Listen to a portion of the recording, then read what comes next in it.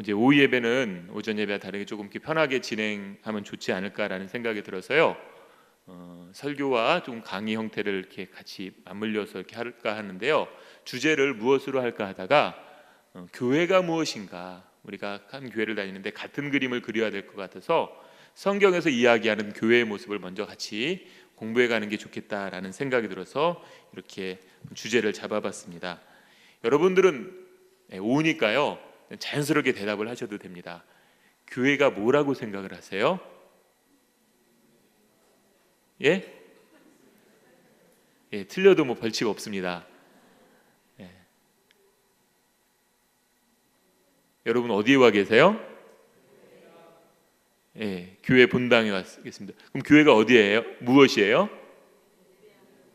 예배하는 곳, 예배당. 또 다르게 생각하시는 분 이야기해 보시겠어요? 제가 이야기했기 때문에 더 이상 다른 걸 이야기할 수 없으신가요? 예, 우리가 교회 하면은 예배하는 게 공간을 많이 생각하거나 아니면 어떤 조직을 많이 생각을 해요. 그런데 오늘 우리가 읽은 고린도전서 1장 2절에서는요 다르게 이야기하는 걸 볼 수 있습니다. 고린도전서 1장 2절을 한번 보면은요 어떻게 되어 있냐면은 고린도에 있는 하나님의 교회, 요새 하나님의 교회라는 말은 성경에 있는 말입니다. 이단이 사용을 해가지고 어감이 안 좋지만은 원래 의미는 굉장히 좋은 의미였습니다. 이런 말이 또 하나 있어요. 뭐죠? 신천지. 원래 신천지는 새 하늘과 새 땅이라고 하는 요한계시록에 나오는 표현을 한자로 만든 게 신천지예요. 그래서 그거는 굉장히 성경에서 중요하게 생각하는 주제인데 이단이 사용을 했기 때문에 이 신천지라는 말도 생각하면 우리가 굉장히 이상하게 생각합니다. 그러나 애초에 그 의미는 좋았던 말이었다. 이제 칼은 요리사가 들고 있으면 요리가 나오지만은 강도가 들고 있으면 사람을 해치게 되잖아요. 마찬가지로 좋은 단어라 할지라도요 누가 사용하냐에 따라 완전히 그 의미가 달라지는데 지금 하나님의 교회, 신천지 이런 말들은 쓰면은 이단으로 보고 색감경을 있기 때문에 사용하기는 어렵지만 원래는 좋다. 그래서 우리 기독교계에서는 하나님의 교회란 말 대신에 하나님이 주인이시다는 개념으로 주님의 교회 이렇게 쓰기도 합니다. 그러나 그거는 원래 하나님의 교회 하는 게 더 성경의 표현을 그대로 쓰는 거기 때문에 좋지만 이렇게 되는데요. 고린도에 있는 하나님의 교회, 고린도에 있는 이단이 아니고요. 진짜 하나님께서 세우신 교회는 어떤 곳이라고 이야기하냐면은 뭐라고 표현된지 한번 곧하고 설명을 하고 있습니다. 하나님의 교회를 그리스도 예수 안에서 거룩하여지고 성도라 부르심을 받은 자들과, 뭐냐면은 그리스도 안에서 거룩하여지고 성도라 부름을 받은 자들, 사람이라고 이야기합니다. 사람들이라고 이야기합니다. 또 각처에서 우리 주 곧 그들과 우리의 주 되신 예수 그리스도의 이름을 부르는 모든 자들 해가지고요, 교회는 어떤 건물도 아니고요, 어떤 조직도 아니고 사람들이라고 이야기합니다. 그래서 사람들의 모임이 교회인 거죠. 어떤 건물은 이 사람들의 모임을 할 수 있는 예배 공간이라고 할 수 있습니다. 그렇기 때문에 우리가 교회에서 제일 중요한 거는요, 건물이 얼마나 좋느냐, 얼마나 좋은 프로그램이 있느냐 이것이 아니라 사람들이 제일 중요하다고 보시면 됩니다. 그리고 그 사람들이 얼마나 하나님 앞에서 잘 신앙이 성장해 가고 있는가, 하나님을 경외하고 있는가, 이게 가장 중요하다라고 볼 수가 있습니다. 그래서 여러분께서 교회 하면은 이 건물을 생각하시면 안 되고 사람을 생각을 해야 됩니다. 예. 그리고 교회를 세워간다 할 때는요, 사람 한 사람 한 사람을 하나님의 사람으로 세워가는 것이 교회를 세우는 거예요. 그런 모임이 잘 이루어질 수 있도록 만들어주는 거. 그걸 위해 예배당, 이 건물도 필요하고 조직도 필요로 하지만은 궁극적인 목적은 누구다? 사람이다. 왜냐하면 건물은 없어질 거예요. 조직도 시간 지나면 희미해집니다. 그런데 최고의 가치는 바로 사람이라고 할 수 있습니다. 요거를 기억하셨으면 좋겠고요. 어떤 사람인가 여기 설명을 다시 보면은 고린도전서 1장 2절 앞부분에 이렇게 되어 있습니다. 그리스도 예수 안에서 거룩하여지고 성도라 부르심을 받은 자들이라고 합니다. 거룩하여졌대요. 여러분, 거룩하여지셨습니까? 진짜 거룩해지셨어요? 그리고 또 뭐라고 표현하냐면은 성도라 부르심을 받았대. 이 성도라는 말이요, 거룩할 성 무리도 해가지고 거룩한 무리들이란 뜻이에요. 그 원래 원어인 헬라어에서도 하기오스 해가지고요, 거룩한 사람들이라고 번역은 그대로 잘한 건데요. 여러분, 거룩한 분들이세요? 아멘? 누구세요? 그러면은 이렇게 잘못하거나 실수하거나 이런 거 없으세요? 예수님 때문에 거룩하시고 신앙이 참 좋으세요. 예. 이거는요, 그 거룩한 무리다라고 할 때는 우리의 상태를 이야기하는 말이 아니라 신분을 이야기하는 거예요. 뭐냐면은 아기가 처음에 태어나면은 똥오줌도 못 가리고 아무것도 못 합니다. 그런데 이 아기는 사람인가요? 짐승인가요? 사람이 되는 거예요. 그런데 원숭이가 태어났어요. 원숭이는 사람보다 훨씬 더 어렸을 때 성장이 빠르거든요. 사람 아기들보다 훨씬 빨리 걷고 잘 행동을 합니다. 그럼 이 원숭이는 사람 아기보다 뛰어나기 때문에 사람인가요? 원숭이인가요? 원숭이에요. 왜냐하면은 원숭이의 정체성은 그대로 있고 사람은 뭐 하냐 못하냐의 문제가 아니라 그대로 있는 거거든요. 그러니까 그 정체성을 결정하는 것은요, 그 사람이 뭘 할 수 있다 없다가 아니라 누구에게서 태어났느냐가 결정합니다. 원숭이에게서 태어나면 원숭이, 사람에게서 태어나면 사람. 우리는 성령으로 난 자들이기 때문에 하나님의 자녀가 된 거예요. 그러니까 내가 실수했다 안 했다 이 개념이 아닙니다. 하나님께서 나를 영적으로 성령으로 낳아주셨기 때문에, 이걸 이제 중생이라고 표현을 하는데요, 교리적으로는 이렇게 됐기 때문에 우리가 하나님의 사람이 된 거예요. 그런데 사람으로 났어도 똥오줌을 못 가릴 수도 있고 자기 엄마가 누군지도 모를 수 있는데 거기서 성장이 이루어지는 거잖아요. 마찬가지로 우리는 신분은 하나님의 전적인 은혜로 성령으로 말미암아 태어났다가 성장이 이루어지는 거예요. 그래서 이거는 그래서 우리의 상태가 어느 정도 됐다의 개념이 아니라 바로 하나님께로 말미암아다 성령으로 태어났다라는 이 신분을 이야기한다라는 것을 보시면 되고요. 또 뭐냐면은 부르심을 받은 자들이라고 해서 공동체성을 이야기해요. 이 공동체성을 이야기한다는 건 뭐냐면은요, 신앙생활은 반드시 공동체를 떼어야 돼요. 그 스위스의 유명한 그 심리학자였던 폴 튜르니에라고 하는 사람이 유명한 말을 했습니다. 사람이 혼자서는 절대로 할 수 없는 두 가지가 있다. 뭘 것 같아요? 혼자서 할 수 없는 일이 부부가 되는 거, 그리고 또 하나는 뭐냐면은 그리스도인이 되는 것이다라고 이야기했어요. 굉장한 통찰력을 이야기했는데, 우리가 그리스도인이 된다라는 것은요, 반드시 공동체에 속한다라는 것을 전제로 이야기합니다. 구약이나 신약이나. 그래서 공동체를 깃띄어서 그 안에서 아름다운 조화를 이루는 것은 중요한데요. 그래서 C.S. 루이스라고 하는 아주 유명한 그 영국의 변증학자는 이런 얘기를 해요. 하나님을 잘 드러내는 것은 훌륭한 개인이 아니라 잘 서로 조화를 이룬 공동체라고 이야기를 해요. 왜 그런 줄 아세요? 삼위 하나님이 한 분 하나님이시지만 삼위가 연합을 이루고 있어요. 그렇기 때문에 이 삼위의 가장 완벽한 형태의 연합을 이루고 있기 때문에 한 개인은 이 상호관계가 불가능해요. 그렇기 때문에 완전하진 않다 할지라도 사람들이 모여서 서로 이해하고 배려하고 함께하는 이 공동체를 이룰 때 하나님의 모습을 더 잘 보여주시는 거예요. 잘 드러낼 수 있는 겁니다.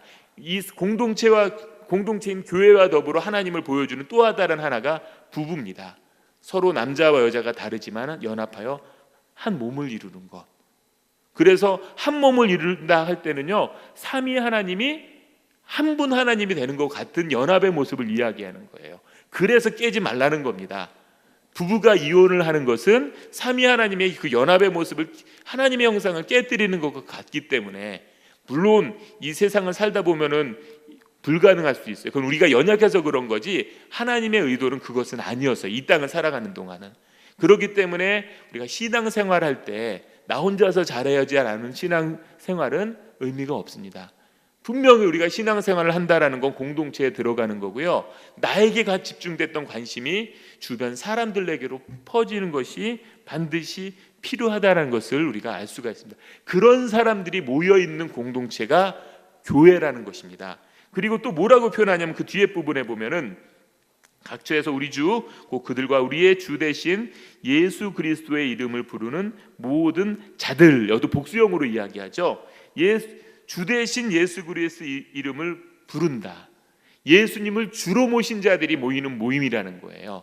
그 기준은 내 생각은 이래, 나는 이렇게 해야 된다고 생각해, 이게 중요한 게 아니고요. 예수님이 주인이시기 때문에 예수님의 뜻의 기준을 삼아야 됩니다. 결국 예수님의 기준은 성경이기 때문에 성경이 기준이 되는 것인데요. 그렇기 때문에 신앙생활 오래 해놓고 나는 내 성격대로 믿어 하시는 분들은 신앙생활 잘못한 겁니다. 자기 성격대로 믿으면 안 되고 말씀대로 믿어야 됩니다. 그리고 말씀으로 자신이 빚어져 가야 됩니다. 그 예수 그리스도의 이름을 부르는 자들이 그리스도인이 됐다는 얘기는 뭐냐면요, 그 안에 더 이상 차별이 없다는 것입니다. 신분이나 돈이 있다 없다, 사회적 지위가 있다 높다 낮다, 이것이 차이가 없다는 것입니다. 남자나 여자나 차별하지 않는다는 얘기입니다. 우리나라는 또 나이에 따른 이 질서가 굉장히 강한데, 유교 때문에 이것에 대해서도 성경에서는 구별을 하면 안 된다라고 이야기합니다. 또 어떤 분들은요, 처음 만나면은 호구조사하는 것도 아닌데 고향이 어디냐고 물어보세요.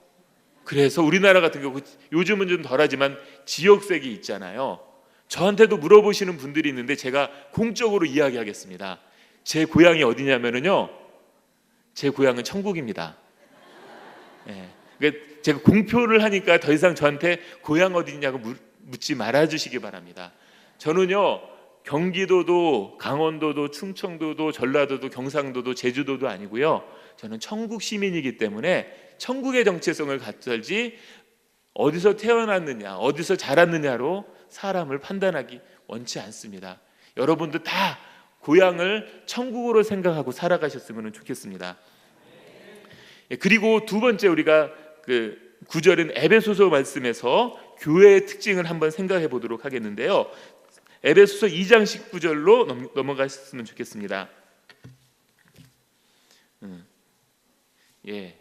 고린도전서 읽다 보니까 다 까먹었죠, 뭔 얘기인지.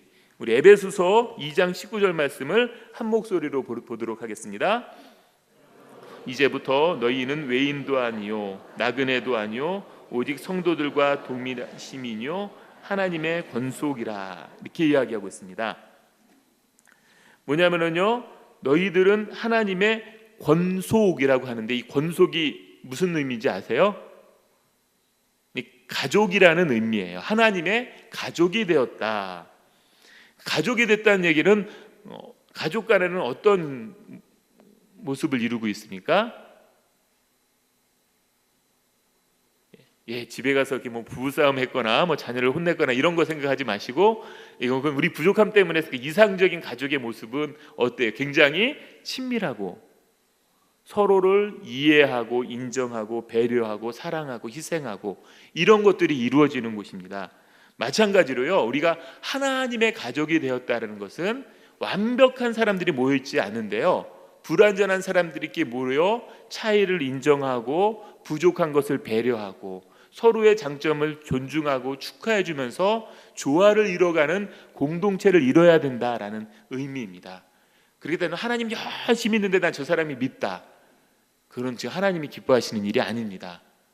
그래서 하나님의 사랑과 이웃사랑은 뗄래야 뗄 수 없는데요, 하나님은 눈에 보이지 않는 하나님을 사랑하는 방법은 뭐냐면요, 눈에 보이는 사람을 사랑하는 것입니다. 근데 신앙생활 열심히 하려고 하는데 여전히 내 문제에 갇혀 있다, 방향이 잘못된 거예요. 신앙이 잘하지 않습니다. 신앙이 좋아졌다는 표시는요, 반드시 내 주변 사람들을 돌아보는 것으로 나타나야 됩니다. 신앙이 없는 사람들, 어려움을 당한 사람들, 힘들어하는 사람들, 이런 사람들과 돌아보고 그들을 위해 기도하고 함께 해주는 것으로 나와야 됩니다. 특별히 이 교회 안에서 제가 예전에 보면은요, 막 이렇게 그룹 이렇게 분파가 나눠진 경우가 있어요. 우리 여기는 그런 경우가 없으리라는 생각이 드는데요. 제가 예전에 다니던 교회를 보면은 그런 게 많아가지고 목사님이 누구랑 어떻게 했다, 누구만 좋아하더라 이런 얘기들이 이렇게 많이 이렇게 들려오는 걸 볼 수 있었어요. 그런데 이게 굉장히 안 좋은 거예요. 물론 이게 우리나라만에 해당하는 건 아니고요. 고린도 교회도 그래가지고 바울파다, 아볼로파다, 베드로파다 다 이런 게 파가 나눠져 있는데 이건 사람이 끼리끼리 묶여있는 죄된 속성 때문에 그런데 하나님이 원하시는 모습은 아닙니다. 동일하게 해야 되는데 자녀들도 마찬가지예요. 여러분, 자녀에게 최악의 행동이 뭐냐면요, 편애하는 겁니다. 큰애를 좋아하고 둘째를 안 좋아하거나, 큰애를 안 좋아하고 둘째를 좋아하거나, 큰애는 많이 좋아하고 둘째 조금 좋아하고, 이래도 다 아이들은 알거든요. 그것이 아이들의 정서를 해치는 가장 큰 지름길입니다. 그래서 모든 사람을 동일하게 하는 자녀들을 해야 되는데, 감정은요, 어느 한 사람 한 아이에게 더 좋은 감정이 갈 수 있어요. 그러나 내 신앙이라는 것은요, 감정대로 하는 게 아니라 말씀대로 하는 거기 때문에 내 감정과 상관없이 동일한 모습을 해주는 거예요. 여러분, 교회 안에서 다니다 보면요, 어떤 사람과는 나에게 마음이 찰떡궁합이고 어떤 사람은 안 맞을 수 있습니다. 그런데 그런 마음이 드는 거는 여러분 죄책감 가질 필요 없어요. 그건 사람인지라 어쩔 수가 없어요. 근데 여러분이 잘못하는 순간은 언제냐면 그런 감정이 올 때가 아니라 그런 감정에 따라 행동할 때, 이 사람은 좋으니까 더 잘해주고 이 사람은 안 좋으니까 안 해줄 때, 이때가 문제가 됩니다. 그거는 결국 하나님의 형상인 교회를 깨뜨리려고 하는 아주 안 좋은 모습입니다. 특별히 제가 이게 담임 목사라는 위치에 서다 보니까 여러분, 저한테 잘 보이고 싶은 마음 있지 않으세요? 예. 그런데 너무 저한테 많이 가까이 하시지 마십시오. 제가 학생 시절에 어떤 걸 배웠냐면요, 원의 교제라는 말을 배웠어요. 원의 수학적인 정의가 혹시 뭔지 아시는 분 있나요? 이게 그 동그란 원, 가장 어떻게 말하면은 기하학적으로 아주 아름다운 모습을 띠고 있는데요. 수학적 정의가 뭐냐면은요, 제가 뭐 수학을 잘한 건 아니고요, 이것만 외우고 있습니다. 뭐냐면은 한 정점, 한 가운데 있는 점에서 일정한 거리에 있는 점들의 집합이라는 표현을 사용합니다. 뭐냐면은요, 한 점에서 일정한 거리에 있는 점들을 모아놓게 되면은 원이 되는 거예요. 그래서 한 공동체에서 관계를 깨뜨리지 않으려면 원의 교제를 해야 돼요. 저뿐만 아니라 모든 사람들이. 그래서 어느 특정한 사람은 가까이 하는 순간 나머지 사람은 멀어지게 됩니다. 한 사람은 멀리하는 순간 나머지는 가까워지고 그 안에서 가장 이상적인 형태의 원의 모습은 깨어집니다. 그래서 이 원의 교제를 해야 되는데요, 마찬가지로 제 중심으로 한다면, 제가 가운데에 있다면 모든 성도님들을 동일한 마음으로 대하는 것이 교회를 위해 할 수 있는 제 최고의 일 중에 하나가 되는 것입니다. 그렇지 않으면요, 분명히 저는 선한 의도를 해도 이 공동체는 균열이 가게 되어 있습니다. 그렇기 때문에 저한테 너무 잘 보이실 필요가 없고요, 그냥 모든 사람과 동일한 모습으로, 제가 오늘 청빙위원회에서 그 모임, 회사 모임이 있다고 해서 가서 말씀드리려고 하는데 생각났으니까 제가 미리 말씀을 드릴게요. 청빙위원들이 그래도 저를 추천해 줬기 때문에 제가 이게 될 수 있었는데, 오늘 가서 하고 싶었던 말이 뭐였냐면은, 오늘 이 시간 이후로 본인이 청빙위원이었다는 사실을 잊어주십시오. 왜냐하면요, 그분들이 그것을 자꾸 기억을 하면서 저랑 가까이 하려면요, 저도 인간인지라 그분들에 대한 감사의 표현을 할 수밖에 없어요.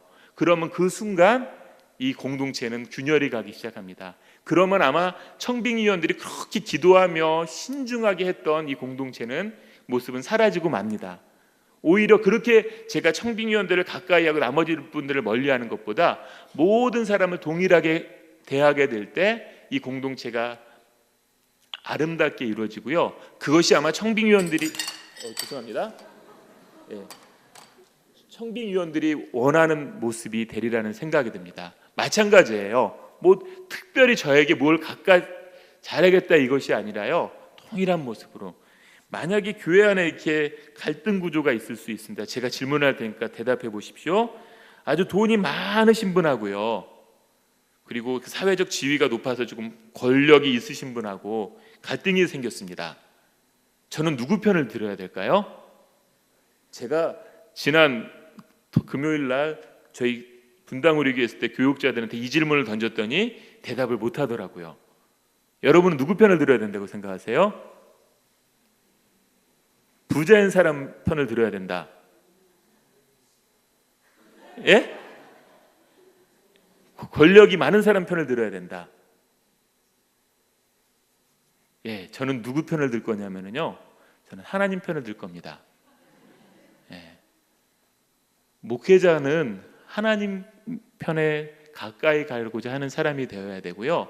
그렇기 때문에 저랑 가까워지고 싶어 하시는 분들은 하나님 편이 되십시오.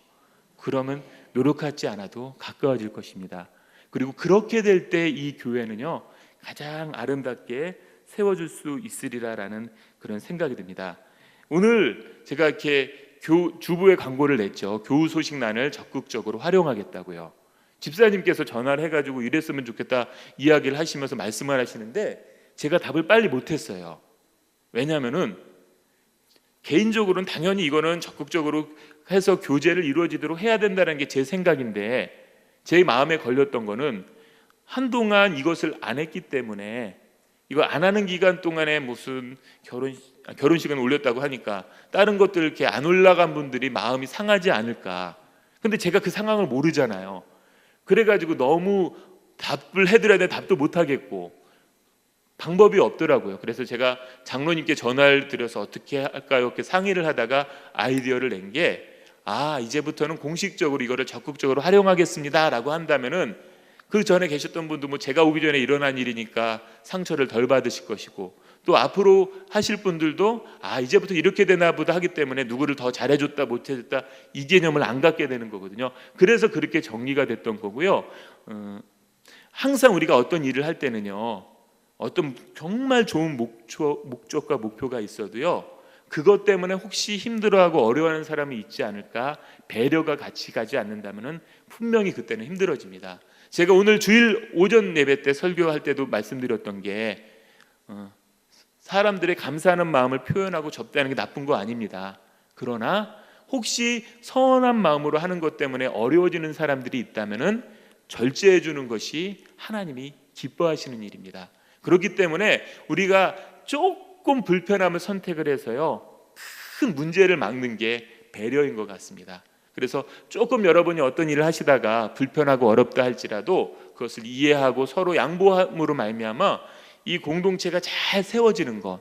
그래서 아까 얘기했죠, 서로 안에서 아름다운 상호관계를 이루는 것 그 자체가 하나님께서 우리에게 이루고자 하는 최고의 목적이다.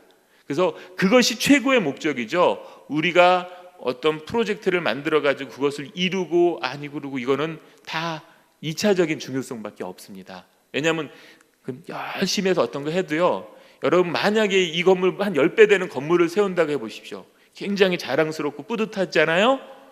근데 하나님은 말씀으로 천지창조 다 하셨어요. 굳이 우리가 그런 거 해서 하나님께 안 드려도 하나님이 이 세상의 모든 것이 하나님 것입니다. 그러나 우리의 마음을 다해 다른 사람을 인정하고 배려해서 맞춰간다면은 이것은 우리가 하나님께 드릴 수 있는 최고의 것이 됩니다. 그리고 그렇게 될 때 이 교회에 하나님의 일이 나타날 것이고, 또한 우리가 그 안에서 행복해지리라라는 그런 생각이 됩니다.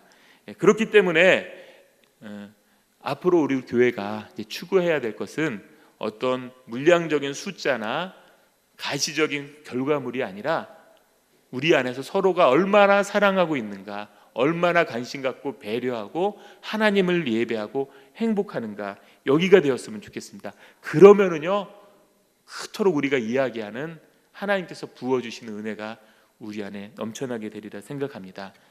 우리 잠시 기도드리도록 하겠습니다.